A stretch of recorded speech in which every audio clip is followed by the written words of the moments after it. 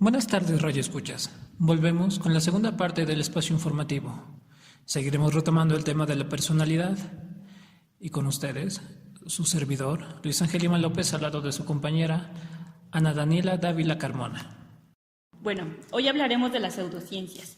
Dentro de las pseudociencias se encuentra la fisiognomía y la frenología. La fisiognomía se caracteriza por conocer las características internas a partir de la apariencia externa, es decir, en el rostro. Dentro de la fisiognomía aparece un autor relevante, como es Aristóteles. Él dice que los cambios en el alma de una persona tienen efectos en la aparición de su cuerpo. Como ya habíamos mencionado, también la frenología es parte de las pseudociencias o es considerada como una pseudociencia. La frenología es la lectura de las protuberancias de la cabeza. Muy bien, entonces por lo que entiendo, ambos se centran en el aspecto morfológico. La fisionomía se centra en el aspecto corporal, de ahí a medir la personalidad en cuestión del cuerpo. Y en la frenología simplemente tomamos la cabeza. Las protuberancias, las cuestiones salientes de la cabeza, eso definirá la personalidad. ¿Estoy en lo correcto? Efectivamente, Luis. Muy bien, creo que ahora vas a pasarnos a explicar la descripción de la personalidad. ¿Cómo se puede describir la personalidad, Dani? Bueno, la personalidad se describe en dos enfoques. Está el enfoque de tipo y el enfoque de rasgos. El enfoque de tipo consiste en clasificar la clasificación de las personas en un grupo limitado de grupos separados. Un ejemplo muy claro de esto son los tipos de árboles, que sería roble, eucalipto, arce, etc. Dentro de este enfoque, la personalidad tiene un número limitado de categorías distintas. Por ejemplo, categorías diagnósticas, como es el caso de personas introvertidas y personas extrovertidas. Ok, y después tenemos el enfoque de rasgo. Aquí las personas varían en graduaciones, es decir, poseen distintos grados de cada dimensión. Por ejemplo, la altura, dureza, resistencia. Este enfoque está basado en la medición que da una calificación sobre qué tan alta o tan baja es algo respecto a otra cosa. El describir por rasgos permite una descripción más precisa de la personalidad. Allport encontró 18.000 rasgos aproximadamente que se podían usar para describir a una persona entre las palabras de un diccionario. Algunos rasgos llegan a ser similares, por ejemplo, tímido, introvertido, por lo que han conformado factores de la personalidad. Así es que de estos 18.000 podrían surgir muchos menos, pero aún así sigue siendo una cantidad enorme. Ya nada más para mencionar algo más sobre el enfoque tipo, aparece Allport, que dice que la personalidad depende de psicólogos como de biólogos. Y dime, Dani, ¿existen diferentes tipos de rasgos? Sí, existen 3 tipos de rasgos, que son cardinales, centrales y secundarios. Bueno, los rasgos cardinales se caracterizan por ser rasgos dominantes en la persona, influyen en todos los aspectos de la conducta. Muy bien, y dime, Dani, ¿me podrías dar un ejemplo? ¿Cuál sería un rasgo cardinal tuyo? Un rasgo cardinal mío sería ser risueña. Creo que me la paso riendo por muchas cosas todo el tiempo. ¿Y cuál sería tu rasgo cardinal, Luis? Pues creo que en mí sería la formalidad. Por lo general me la paso todo el tiempo siendo muy formal con las personas. Es ya mi manera de ser que no puedo cambiar. Y mi forma de hablar ya está así establecida. No puedo cambiar la forma en cómo me expreso con las demás personas. Siempre tengo que ser muy formal con los demás, a menos que haya una extrema confianza entre nosotros.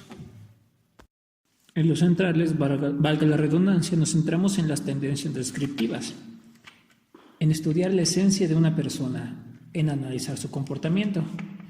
Aquí se pueden encontrar aproximadamente de 5 a 10 rasgos solamente por persona. Dime, Dani, ¿me podrías decir algunos rasgos centrales tuyos? Claro, Luis, yo considero que algunos de mis rasgos centrales sería el de ser tímida y callada. Porque, sí lo soy, pero no todo el tiempo. Bueno, Luis, ¿y cuáles consideras que son tus rasgos centrales? Pues mira, yo considero mis rasgos centrales. Compartimos uno, la verdad, llego a ser una persona muy tímida y muy seria. Creo que de ahí también parte mi formalismo hacia las demás personas. Eso consideraría parte de mis rasgos centrales que te puedo decir en este momento. Bueno, y por último tenemos a los rasgos de tipo secundarios. Estos son cualidades superficiales y esporádicas.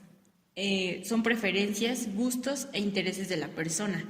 Y son aspectos visibles, que llegan a verse en todo momento. Luis, ¿y podrías darme un ejemplo diciéndome tus rasgos secundarios? Pues mira, por lo que te entiendo, rasgos secundarios son los gustos e intereses. Pues a mí me gusta mucho dormir y comer y dormir después. Esos son los rasgos secundarios míos. Ahora, Dani, ¿tú me podrías decir algunos tuyos?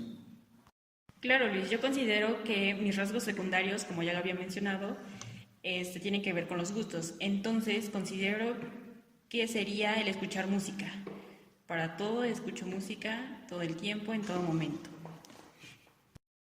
Y dime, Dani, ¿hay alguna otra forma de estudiar o dividir la personalidad? Sí, los 5 grandes. Es un modelo de los 5 factores de la personalidad, en el que se encuentra la extroversión, simpatía, esmero, neurotismo y apertura a la experiencia. Bueno, empezaremos describiendo la extroversión. La extroversión tiene 6 facetas: cordialidad, ánimo gregario, asertividad, actividad, búsqueda de excitación y emociones positivas. Bueno, después pasamos con simpatía o agradabilidad. Estas personas son fieles, francas, altruistas, obedientes, modestas e influenciables. Estas personas son muy fiables. El tipo de persona en las que puedes poner tu entera confianza.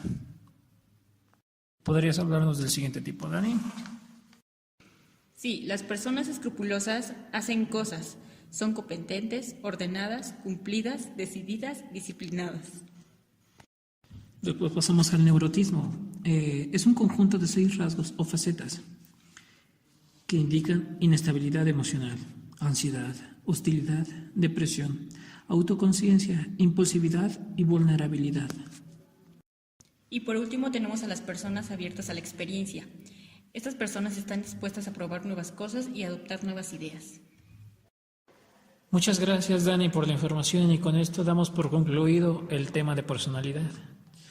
Ahora seguiremos con otro nuevo tema, el cual es la teoría. ¿Me podrías decir, Dani, qué es la teoría?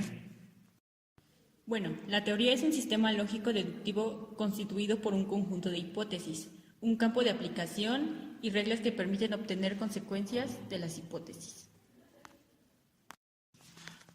Algunas características de la teoría es la fundamentación, sus datos organizados y que debe llevar un marco explicativo.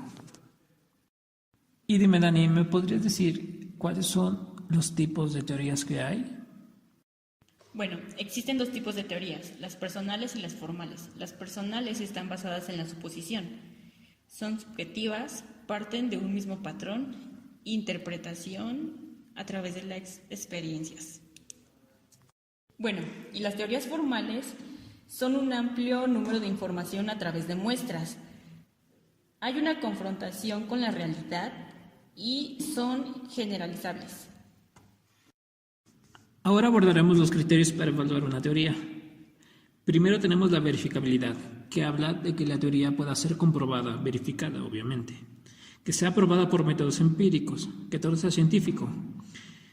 Necesitamos que tenga una definición precisa de constructos, que su objetivo sea muy claro y claridad de definiciones operacionales, que tenga mediaciones confiables, que esa teoría se pueda realizar con exhaustividad. lo que significa que ver qué tanto puede comprobarse esa teoría y que tenga valor aplicado, lo cual significa que te ofrezca estrategias prácticas para mejorar la vida humana y solucionar problemas básicos. Ahora, Dani, ¿me podrías decir los elementos de una teoría? Los elementos de la teoría son el problema, tema o espacio de la realidad que se requiere investigar, los postulados o declaraciones sobre cómo están relacionados diversos conceptos, los conceptos o constructos teóricos, que son representaciones mentales producto de la abstracción de la realidad, definiciones operacionales, son traducir un concepto en conducta, hipótesis, predicción acerca del fenómeno, derivadas de manera lógica de los postulados, y leyes, que son reglas o normas establecidas que decretan un acontecimiento. Ahora, dentro de la teoría tenemos un punto importante que es el paradigma. ¿Me podrías decir qué es el paradigma, Dani? Claro. El paradigma, según Kurt, son realizaciones científicas universalmente reconocidas que durante cierto tiempo proporcionan modelos explicativos a problemas, así como soluciones hacia una comunidad científica. Dentro de los componentes descritos por Hernández Rojas tenemos la problemática, el cual es el espacio de la realidad abordada como campo de estudio. El segundo componente son funcionamientos epistemológicos, que son concepciones acerca del conocimiento. Después tenemos a las supuestas teorías. Están compuestas por hipótesis, conceptos y principios generados por la investigación. Las prescripciones metodológicas son la generación de métodos y técnicas usadas para la investigación. Y como último elemento tenemos la aplicación, que es el uso de las técnicas para la resolución de problemas. Y para concluir este tema y esta sesión, este espacio informativo, nuestra compañera Dani nos va a decir las fases del paradigma. Las fases del paradigma son 3. La primera es periodo de estabilidad. Se caracteriza porque todas las propuestas están en plenitud. La segunda es la crisis, en donde la comunidad científica y social empieza por el cuestionamiento, surgimiento de otras versiones, búsqueda de falsedad. Y la última, la revolución científica, en la que se modifica toda la teoría y evoluciona, instaurando nuevas propuestas y explicaciones. Muy bien, Dani, muchas gracias por estar con nosotros en este espacio informativo. Muchas gracias por compartir tus conocimientos y espero nos podamos seguir viendo después. A todos los radioescuchas tengan un buen día y muchas gracias por su atención. Hasta luego.